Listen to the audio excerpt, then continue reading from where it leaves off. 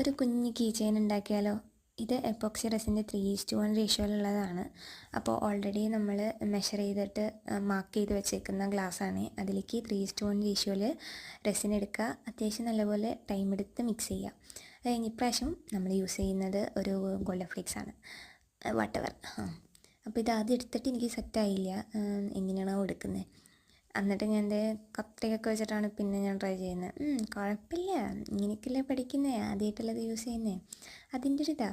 അപ്പോൾ വീണ്ടും key chain തന്നെയാണ്, കാരണം എനിക്ക് ഫോട്ടോസ് കിട്ടിയിട്ടില്ല. അങ്ങനെ ഇപ്രാവശ്യം ട്രൈ ചെയ്യുന്ന 2 ലെറ്റേഴ്സാണ്, അതും പുതിയ പുതിയ ഇന്നോവേഷൻസ്.